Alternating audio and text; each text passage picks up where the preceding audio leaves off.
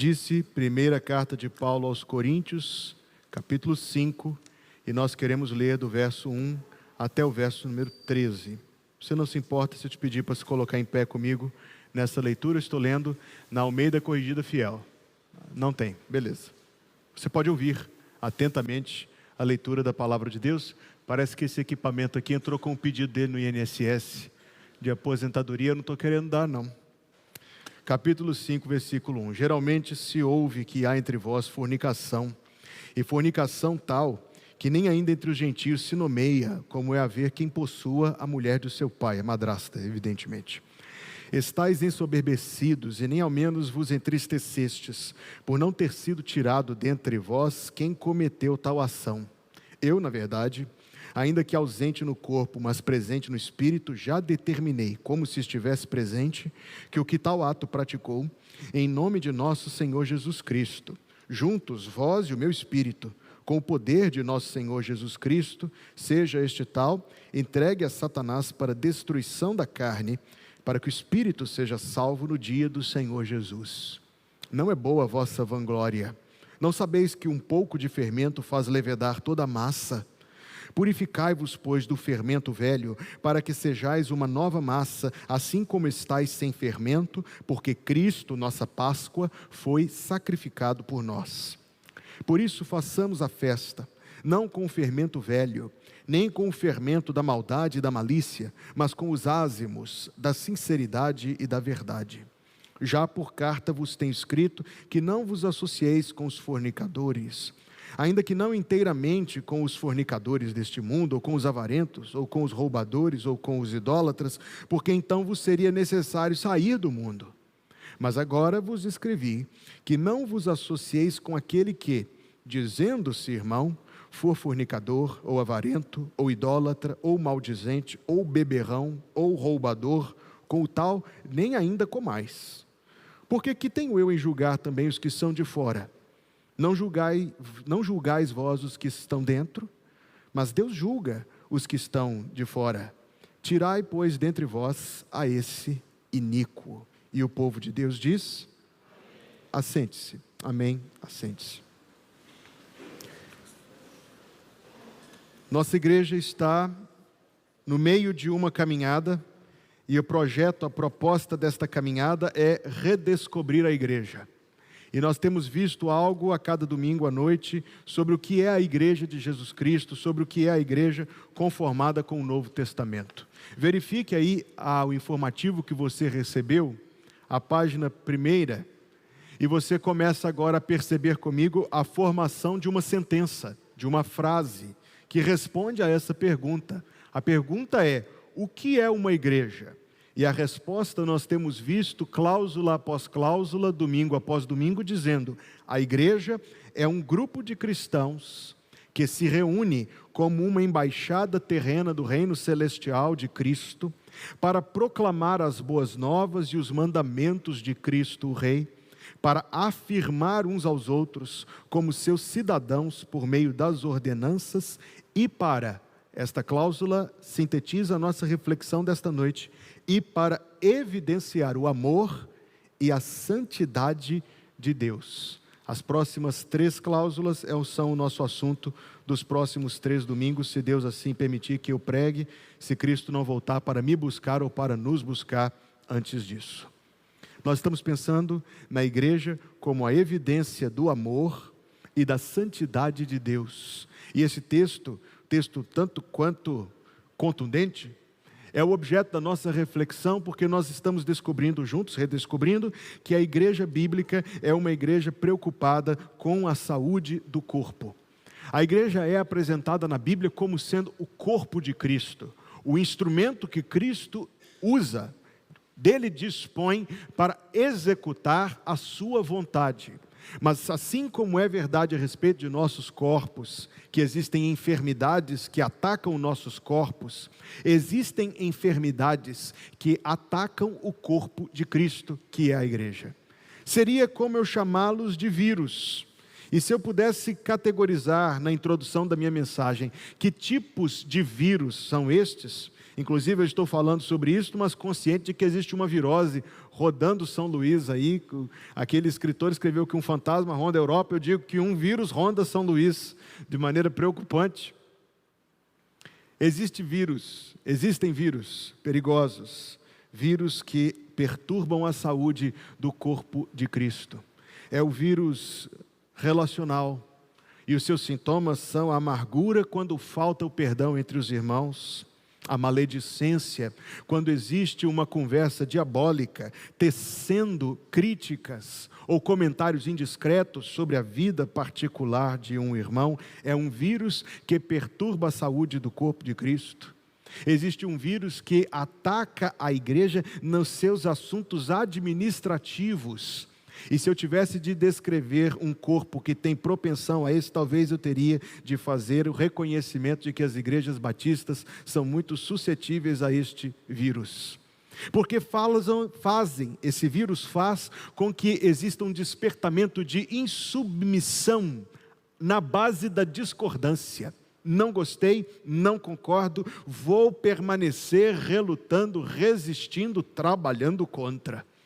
Dando assim uma ênfase inaceitável àquilo que é inferior, em vez daquilo que é superior. Quando não, infelizmente, esse sistema que nós herdamos de gerações anteriores de nós, que organiza as nossas igrejas em departamentos e cargos, faz com que alguns se cossem. Eu já ouvi falar disso lá longe. Se coce por causa de um cargo, por causa de uma posição, por causa de poder dar a orientação nessa ou naquele setor da vida da igreja. Se você já me ouviu citar este exemplo, seja complacente em eu repetir. A igreja que eu conheço, que existe, é detentora de um prédio centenário que fica ao lado do salão mais moderno de reuniões da igreja, e por ocasião de algum jubileu, quiseram reformar o prédio, pintar e deixá-lo todo bonitinho, pois o prédio tinha 2 imensas portas de cedro, herança daqueles lá dos avós, e houve uma grande dissensão se as portas deveriam ser envernizadas ou pintadas. Você consegue imaginar um assunto mais importante do que esse? Grande dissensão, o partido da tinta e o partido do verniz. Teve de levar para votação. A tinta ganhou por poucos votos. Que tragédia. Que tragédia que algo tão minúsculo tenha sido capaz de despertar contenda. É um vírus que compromete a saúde da igreja. Então eu disse o vírus no relacional, o vírus no administrativo, o vírus no doutrinário, no ensino, quando alguém se dá o direito de ser contraditório ou com a posição da igreja, ou contraditório com a posição da Bíblia, ou minando a autoridade que Deus estabeleceu na igreja, ou trabalhando ativamente, que pena, estimulando adesão, estimulando confusão dentro da igreja. E existe um vírus no moral, na transgressão. Seguramente a igreja é um lugar para pecadores, mas para pecadores arrependidos. Seguramente que qualquer um de nós aqui, sem o uso da mentira, poderia ser acusado dos seus pecados. Mas é necessário que toda acusação que não seja mentirosa, encontre também algo que seja verdadeiro, dizendo, é verdade, mas o Senhor sabe do arrependimento que existe em meu coração e da busca para não me tornar uma presa, para não me tornar um refém disto. Além do mais, existem pecados que trazem escândalo, tropeço, prejuízo à vida de outrem. Quando estes vírus não são tratados, eles podem transformar-se numa enfermidade muito grande, que compromete de fato a saúde do corpo de Cristo, que mina a autoridade da palavra, que tira do evangelho o seu poder, que introduz um lugar, como Paulo escreveu, não deis lugar ao diabo, tais vírus, lugar ao diabo dão. E a saúde do corpo de Cristo, quando comprometida, faz com que o corpo de Cristo enfermo torne-se muito parecido com o corpo de qualquer pessoa enfermo, prostrado, inativo, enfraquecido, diminuído nas suas capacidades, quiçá morrer. No ponto de vista da igreja local, isso é possível. Por isso o texto e por isso a verdade que nós estamos pensando nela esta noite. Se há um ataque de vírus contra o corpo de Cristo, isto tem que ser tratado. E eu quero lhes dizer 3 coisas esta noite. Tratar é bíblico, tratar é bom, tratar é necessário. Vejamos então que tratar é bíblico, porque a igreja, meus queridos irmãos, a Igreja Batista Plenitude é a face de Deus perante a sociedade ludovicense. Aqueles que veem a nossa igreja precisam encontrar em nós um retrato fidedigno de quem o nosso Deus é. Claro que limitado pelas nossas imperfeições, claro que limitado pelas nossas incapacidades, mas devemos ser capazes de produzir, perante aqueles que observam a vida da nossa igreja, o melhor retrato de Deus que pudermos. A igreja é a face de Deus. Então, quem é o nosso Deus? Esta é a grande pergunta que está por trás deste assunto que nós estamos conversando a respeito esta noite. Quem é o nosso Deus? O nosso Deus é um Deus de paciência e um Deus de longanimidade, e o nosso Deus é um Deus de perdão. Não estaríamos aqui, não poderíamos dizer que somos servos de Cristo se não tivéssemos cada um de nós experimentado o perdão de Cristo nas nossas vidas. É sim um Deus de perdão, mas não de um perdão negligente. Observe, aliás, lembre-se que para Deus poder perdoar os meus pecados, Deus não deixou nenhuma das minhas transgressões impunes. Deus as lançou todas sobre o seu próprio Filho. Ele disse: sim, Hugo, eu te perdoarei, sim, Hugo, eu te salvarei e eu te darei a vida eterna. Mas com respeito a estes pecados da sua vida, alguém tem que pagar por eles.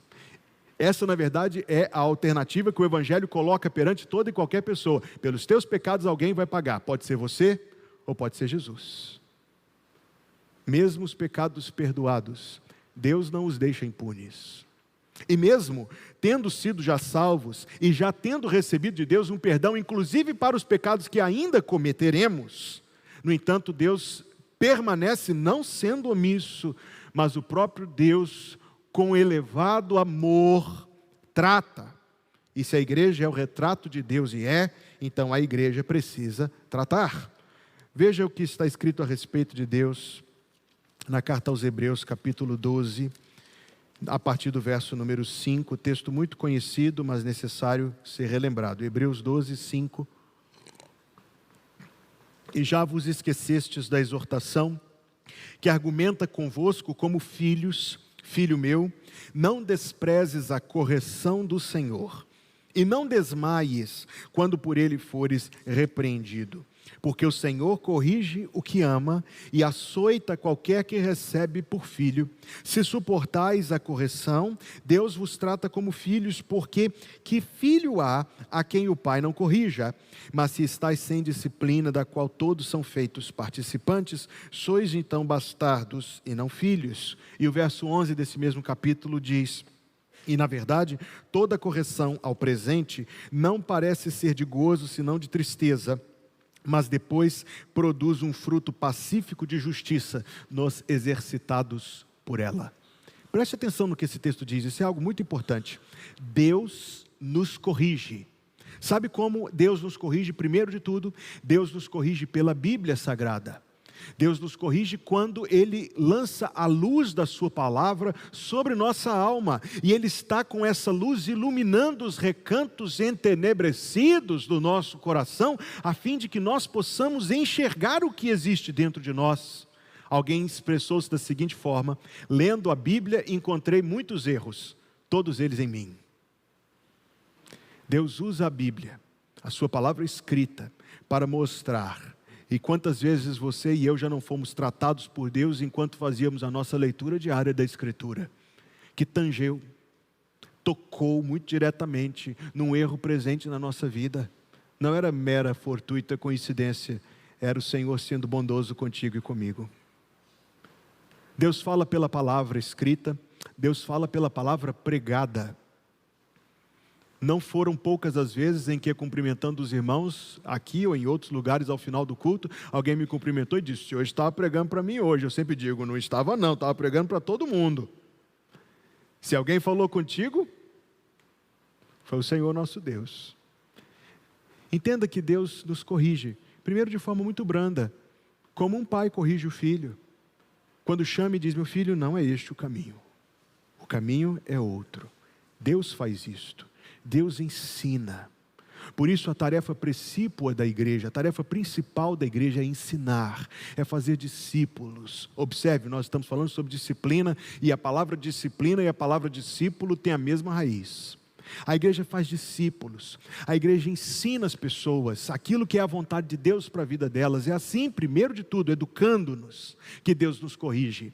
Deus pode usar, e por vezes usa, de situações para quebrantar o nosso orgulho, para amolecer o nosso coração, para nos fazer prestar atenção em algo que não estávamos vendo, para de alguma maneira conseguir fazer-nos abrir os olhos para algo que precisa ser visto e que não estamos vendo. Então eu não estou dizendo que todas as dificuldades da vida são repreensões de Deus, mas estou dizendo que algumas são. Algumas são.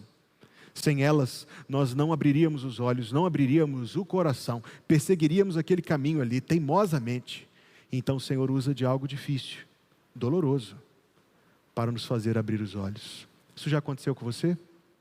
Isso já aconteceu comigo. E ao passar por algo difícil, eu me lembro da palavra que diz: o Senhor corrige a quem ama. Se a igreja é a face de Deus, e ela tem que fazer aquilo que Deus faz, ensinar aquilo que Deus ensina, afirmar aquilo que Deus afirma. Ela se coloca como inteiramente corpo de Cristo, para ser o instrumento de Cristo, executar a sua vontade. Na igreja Deus é visto, Deus é um Deus que corrige, Deus é um Deus que ordenou que isso seja feito. O Senhor Jesus usou de palavras que muitos de nós conhecemos de memória, dada a sua importância e de alguma maneira a sua recorrência na nossa vida cristã. Ele disse: ora, se o teu irmão pecar contra ti, vai ter com ele entre ti e ele só. Se ele te ouvir, ganhaste o teu irmão. Mas se não te ouvir, leva ainda contigo 1 ou 2, palavras de Jesus, para que pela boca de 2 ou 3 testemunhas toda palavra seja confirmada. E se não as escutar, dize-o à igreja. E se também não escutar, a igreja considera-o como um gentio e publicano. Eu recitei e li Mateus 18, de 15 a 17. São palavras de Jesus. Por acaso as palavras de Jesus são palavras que a gente pode dizer para ele: Senhor, realmente o Senhor disse isso, mas eu acho assim que é melhor eu fazer de outra forma. As palavras de Jesus, falávamos sobre isso quarta-feira, não são sugestões. As palavras de Jesus são palavras imperiosas sobre a nossa vida. Se o teu irmão pecar contra ti, não está escrito vai ter com o outro e fala dele, não. Está escrito: se o teu irmão pecar contra ti, vai ter com ele entre ti e ele só. É fácil? É difícil. É difícil ser confrontado, amigo, é difícil. Mas deixa eu te contar uma coisa: confrontar é 10 vezes mais difícil. Já passei por experiências de ter de confrontar que me deixaram insone, com estômago ruim, dias incomodado com aquilo, me preparando para poder fazer aquilo que o Senhor mandou eu fazer. Graças a Deus, na minha experiência pessoal até hoje, todas as vezes que eu pratiquei isto, Deus acrescentou e acompanhou com a sua bênção. Devemos fazê-lo porque é bíblico. Devemos fazê-lo porque está escrito na palavra de Deus. Mas o objetivo disto não é o mero confronto. O objetivo disto é a recuperação daquele a quem nós confrontamos. Eu tenho uma lembrança do começo da minha vida cristã, uma lembrança muito emocionante. Nossa igreja tinha um número de membros que já por alguma razão não estavam frequentando os cultos, um número de membros que não estavam participando como deviam da vida da igreja. E a igreja, o pastor, os diáconos se mobilizaram num esforço muito grande para ir até esses membros. E depois de alguns meses de trabalho, houve um culto especial em que muitos deles estavam voltando para a igreja. Tinham sido desligados e estavam pedindo reconciliação com a igreja. O pastor pregou naquele maravilhoso texto, a visão do vale de ossos secos, em que aqueles que estavam lá como ossos, você se lembra desse texto, Ezequiel capítulo 37, foram levantados por Deus e restaurados por Deus. O objetivo de tratar não é matar o corpo que se está tratando. O objetivo de tratar é recuperar a saúde. O objetivo de tratar algo na vida da igreja é a recuperação daquele que caiu, sempre, todas as vezes. O objetivo não é só que a pessoa admita que errou, mas que peça perdão, e que aquele que ouve o pedido de perdão, siga o exemplo de Jesus Cristo e conceda perdão. Você sabe como isso é importante para Deus? Você sabe o quanto isso é importante para Deus, que você perdoe aqueles que pecam contra você? É tão importante para Deus, que quando Jesus foi nos ensinar a orar, Ele ensinou a orar assim: perdoa as nossas dívidas,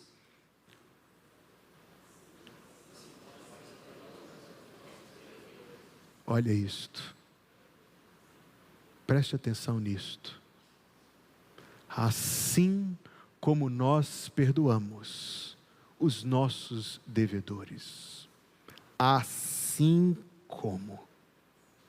Mas eu não estou dizendo para Deus, Deus me ajuda a perdoar do jeito que o Senhor me perdoa. Não é isso a oração. A oração é: Deus me perdoe na mesma medida que eu perdoo. E Cristo acrescentou: porque se não perdoardes aos homens as suas dívidas, tampouco vosso Pai vos perdoará a vós outros.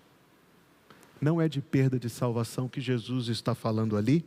Você pode ler a Bíblia, ela tem 31.173 versículos, e não há um versículo sequer que ensine perda de salvação. Ele está falando sobre perda do relacionamento com o Pai, prejuízo na comunhão com o Pai. Somos estimulados, somos ensinados, somos exortados, temos um poderoso exemplo diante de nós a sermos perdoadores. O apóstolo Paulo escreveu aos Efésios: sede perdoadores, assim como Deus vos perdoou em Cristo Jesus. Como Deus te perdoou? Condicionalmente, temporariamente, com afastamento? Você sabe que não. O perdão que Deus te deu foi perdão total. Glória a Deus por isso. Semelhante a este. E você pode pedir a ajuda de Deus para isso. Sim, eu também peço. Você pode pedir a Deus que te ajude a perdoar da mesma maneira como você foi perdoado. Tratar é bíblico, porque Deus trata, porque Deus manda fazer. O texto que nós lemos no começo da mensagem de 1 Coríntios é poderoso e eloquente, e o objetivo é a recuperação daquele que se perdeu, daquele que caiu, daquele a quem se confronta, aquele que se trata. O apóstolo Paulo escreveu aos Gálatas, capítulo 6, 1: irmãos, se algum homem chegar a ser surpreendido em alguma ofensa, vós que sois espirituais, encaminhai o tal com espírito de mansidão, olhando por ti mesmo, para que não sejas também tentado. Encaminhai o tal com espírito de mansidão.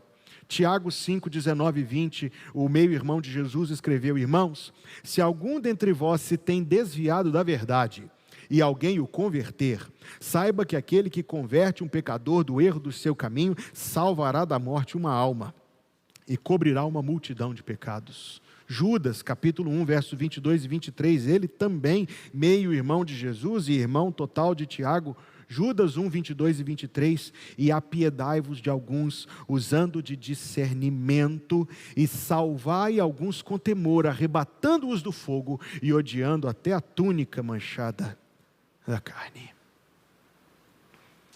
Primeiro ponto da mensagem, para fixação: há vírus que atacam o corpo de Cristo, no relacional, no administrativo, no doutrinário, no moral. Estes vírus podem comprometer a saúde do corpo de Cristo, portanto, é necessário tratá-los. E eu lhes mostrei, em primeiro lugar, que tratar é bíblico. Eu quero dizer, em segundo lugar, que tratar é bom. Bom para quem? Para todos os envolvidos. Bom para a pessoa disciplinada, que deve se sentir amada. Porque se você vê alguém encaminhando-se mal, praticando erro, comprometendo a sua saúde, comprometendo a sua vida, e você se cala, você não está sendo discreto, você está agindo com pobreza de amor. O amor não contempla a ruína de maneira insensível e inerte. O amor tenta fazer alguma coisa. Orar, primeiro de tudo. Interceder de verdade. Se possível, se legítimo, se válido, abordar, confrontar, sim, é um ato, é um gesto de amor. Repito mais uma vez uma coisa que eu ouvi algum tempo atrás, que eu já citei aqui no púlpito, um pastor pregando, e ele era de fato um pastor cujas mensagens eram muito duras, mensagens bastante desconfortáveis de ouvir. Mas o que ele disse no púlpito, na mensagem que eu ouvi, emocionou-me bastante. Ele disse: irmãos, ele disse à igreja, eu sei que as minhas mensagens são duras, eu sei que as minhas repreensões são agudas. Ele já era um senhor de mais idade, e ele disse à congregação, mas saiba por que eu faço isto. Ele disse, eu vou morrer primeiro que vocês, e quando vocês morrerem, eu quero chegar lá às portas de Pérola, para recepcioná-los, eu quero abraçá-los, e dar-lhes as boas-vindas, e dizer, foi por isso que eu te repreendi, para que você chegasse aqui. Existe um nível egoísta de amor, em que nós queremos que todos gostem de nós. Existe um nível apequenado de amor, em que nós queremos que todos tenham de nós a melhor e a mais agradável das opiniões. E existe um nível comprometido de amor, onde aquela pessoa irá atravessar as barreiras do desconfortável, em nome do bem da pessoa amada, em nome do seu bem-estar e da sua recuperação espiritual, mesmo que isso possa ser incompreendido, mesmo que isso possa ser mal recebido, talvez, e pode ser que isso aconteça. Tratar é bíblico, tratar é bom, primeiro de tudo para a pessoa que está sendo corrigida, mas é bom também para a igreja, porque a igreja tem os seus padrões sustentados. Queridos irmãos, a igreja existe para sustentar a verdade. O apóstolo Paulo escreveu a Timóteo dizendo que a igreja é a coluna e o sustentáculo da verdade. Então a igreja existe para sustentar a verdade perante a face do mundo. A igreja existe para sustentar, esta é a verdade, este é o padrão de Deus, é assim que Deus é isto que Deus quer. A igreja existe para sustentar isso, e nós o sustentamos até quando caímos desse padrão, porque reconhecemos que erramos, o padrão permanece, não importa quem errou, o erro é erro, reconhece o erro, o padrão permanece. A igreja não existe para sustentar relacionamentos, os relacionamentos existem no seio da igreja, os relacionamentos são benéficos, os relacionamentos são bênçãos, mas entenda-me bem, e eu estou falando com máxima de clareza, que Deus me ajudar aqui. A igreja existe para sustentar a verdade da palavra de Deus. Então, quando esta verdade é abalada, a correção faz com que a verdade seja sustentada. Aconteceu, mas foi um erro. Nós temos um padrão, e este padrão não se pode abalar. Por isso, tratar é bíblico e bom.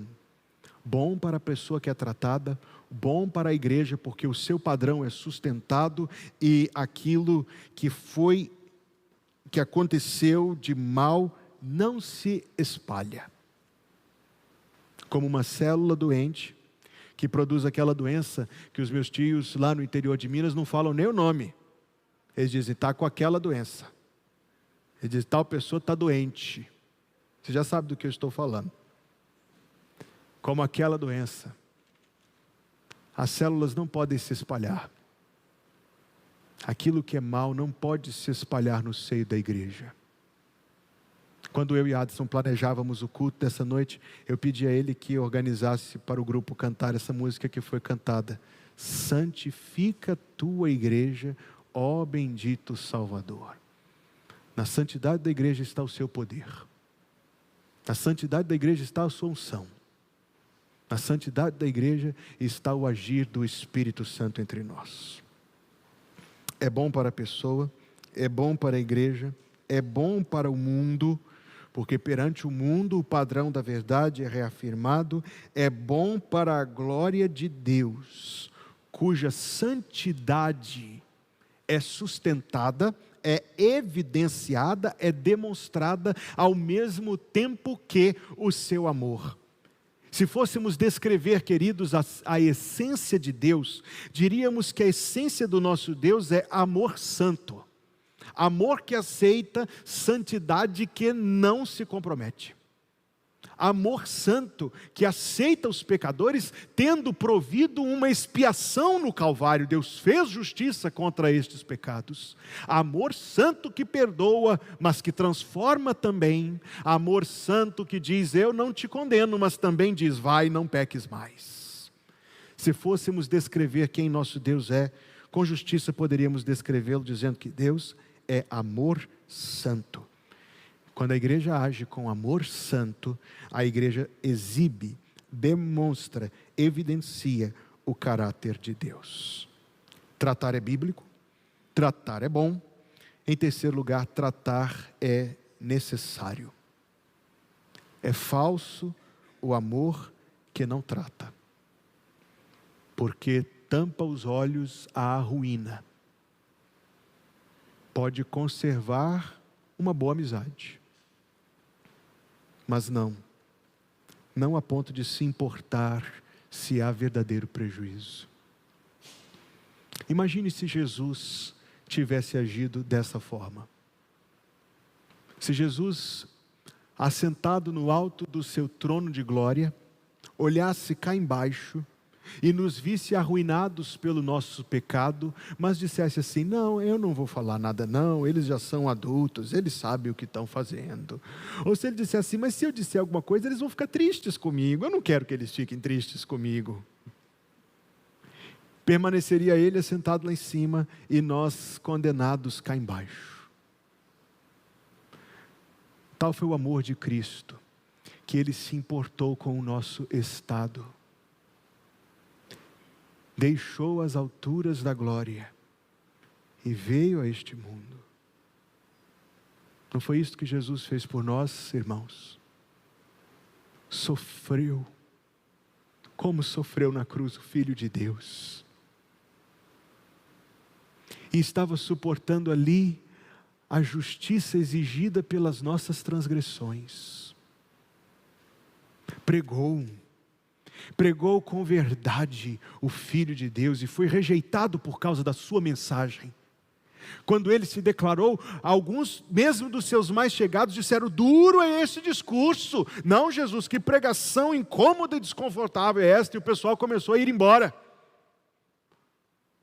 Pregou a verdade, deu a sua vida, ressuscitou dentre os mortos, bendito seja o seu santo nome.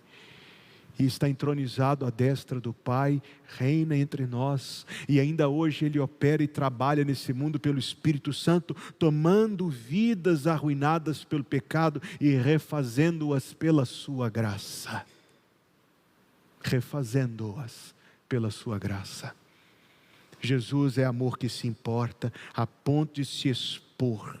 Amor que se importa a ponto de declarar a verdade. Amor que se importa a ponto de vir ao mundo e pagar o preço do pecado, meus irmãos.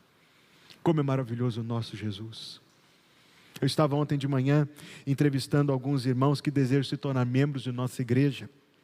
E eu tenho sempre que recebo alguém, não importa de onde vem, eu sempre peço a mesma história, peço que me conte como foi que se converteu ao Senhor. E às vezes eu escuto histórias maravilhosas nessas conversas, pois a de ontem foi uma dessas. Um dos nossos irmãos que quer se unir à igreja estava me contando o seu testemunho. Anos atrás, seu coração profundamente perturbado. Estava com o coração profundamente inquieto, uma inquietação que veio de Deus. E dispôs a si mesmo, dizendo: eu não vou descansar até eu encontrar paz com Deus. Foi em tudo quanto é porta que você possa imaginar. Até que uma noite insônia, ele contava, estava passando de canal, e o canal da televisão caiu num pregador evangélico, e ele disse a si mesmo: eu vou ouvir aqui, e eu aposto, ele disse consigo mesmo, de madrugada, em menos de 10 minutos esse homem vai pedir dinheiro. Mas a palavra que eu ouvi, o testemunho que eu ouvi, como abençoou meu coração ouvir esse testemunho ontem, do nosso irmão, foi dizer: pastor, eu achei que em 10 minutos ele ia pedir dinheiro, em 5 minutos, Jesus transformou a minha vida. Jesus não fica de braços cruzados, vendo a nossa ruína. O amor de Cristo é amor tal, que vem fazer a nossa salvação. Se este é o nosso mestre, seríamos nós os seus discípulos, se dizendo amar, não tratamos? Se este é o nosso Senhor, seríamos nós os seus servos, declarando amor e, no entanto, correspondendo a essas declarações de amor com uma atitude de indiferença? Não. Se Ele é o mestre, se Ele é o Senhor, se nós somos os discípulos e os servos, seguimos o seu exemplo. Tratar é necessário, porque é falso o amor que não trata. É falso o amor que não aceita ser tratado. É falso o amor que não aceita ser tratado. Eu estava lendo em preparação para esta mensagem, e o autor do livro, inclusive estas frases que estão aqui no editorial, não são de minha autoria, elas só foram extraídas de um livro chamado Igreja é Essencial, e eu não posso deixar de recomendar a leitura desse livro que tem embasado estas reflexões nos domingos à noite. O autor desse livro sintetizou um pensamento com uma genialidade de poucas palavras. Ele disse: o mundo não acredita que Deus é amor, mas acredita que o amor é Deus. Escute esta frase, vamos meditar nela. O mundo não acredita que Deus é amor. Diante da vontade de Deus revelada na Escritura Sagrada, o que nós ouvimos a torto e direito em todos os cantos do mundo é dizer: Deus não pode exigir isso. Deus é amor. Como Deus pode negar? O que nós mais ouvimos hoje não é o que dizem: todas as formas de amor são válidas, todas as formas de amor. O mundo não acredita que Deus é amor. O mundo acredita que o amor é Deus, que este amor corrompido pelo pecado, este amor prejudicado por nossa natureza caída, isto é uma espécie de Deus que tem o direito de ditar nossa existência. Em poucas palavras, muito bem colocado, o mundo não acredita que Deus é amor. O mundo acredita que o amor é Deus. Por isso, a igreja de Jesus, o seu povo, a sua propriedade adquirida, a sua igreja, a face de Deus vista perante o mundo, há de ser a manifestação do seu amor santo. Há ocasiões em que a comunhão será interrompida. Há ocasiões em que a igreja se reunirá em assembleia, como Paulo mandou aqui em 1 Coríntios 5, para tirar de dentre os seus membros alguém cuja prática não condiz com o Evangelho. Corrigida uma vez, segunda vez, terceira vez, a pessoa persiste nessa conduta. Há momentos, são momentos nunca prazerosos, mas há momentos em que a nossa comunhão fica limitada, porque o padrão que a igreja sustenta não pode ser negociado, não por quaisquer outras justificativas que se apresente. A igreja existe para sustentar não relacionamentos de amizade ou familiaridade ao custo do amor, ao custo da verdade. A igreja existe para sustentar a verdade, ela é a coluna e a firmeza da verdade. De que verdade estamos falando, queridos? Estamos falando da verdade que Jesus transforma as nossas vidas. Talvez ao longo de um tempo, nada, ao longo de toda a nossa vida nesse mundo. Mas a obra que Ele começou, Ele não deixará incompleta.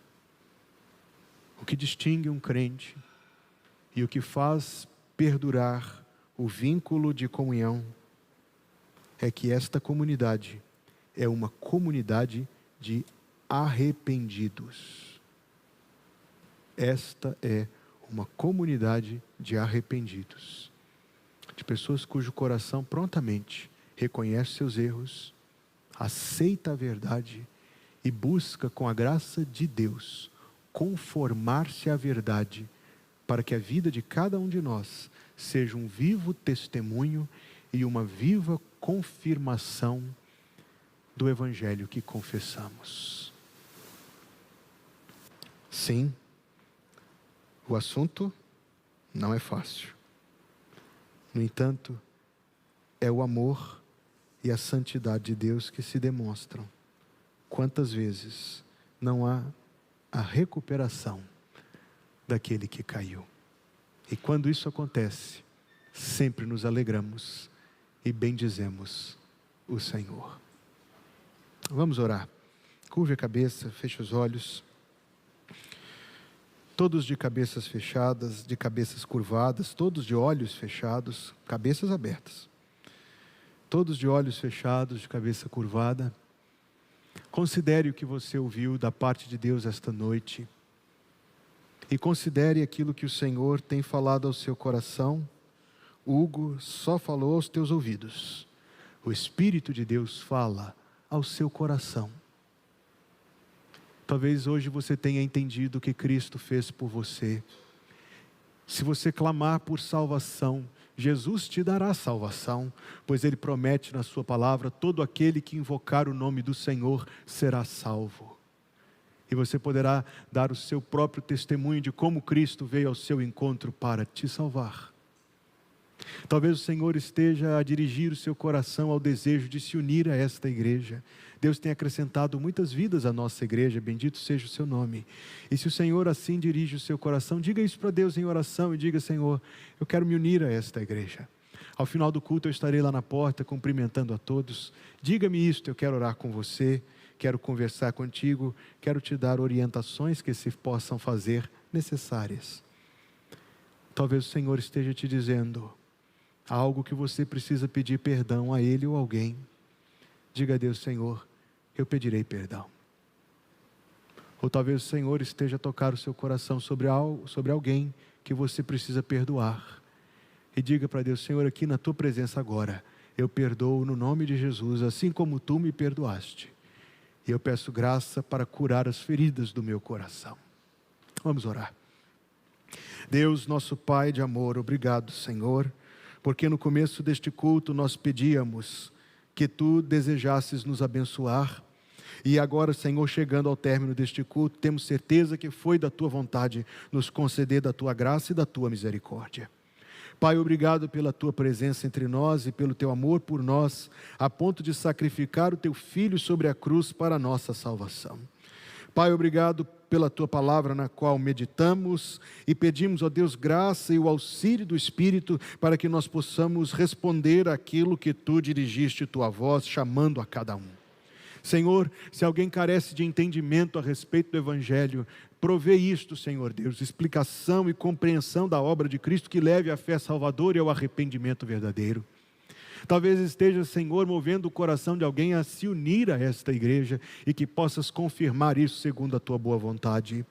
Pai Celestial, talvez estejas a dirigir alguém a pedir perdão ou a perdoar. Que Tu dês graça, Deus, e graça até para curar as feridas do coração. Obrigado mais uma vez por este culto. Obrigado pela semana que se inicia na Tua presença e que o Senhor continue a nos conceder graça, Pai Santo, e do Teu favor e da Tua bênção, livrando-nos do mal e ensinando-nos, Deus, como devemos nos conservar em comunhão contigo, de Ti próximos. Obrigado mais uma vez, Pai Santo, pelo Teu amor por nós, a ponto de sacrificar o Teu Filho sobre a cruz para a nossa salvação. Que o Senhor te abençoe e te guarde. Que o Senhor faça resplandecer o seu rosto sobre ti e tenha misericórdia de ti. Que o Senhor sobre ti levante o seu rosto e te dê a paz. No nome de Jesus. Amém.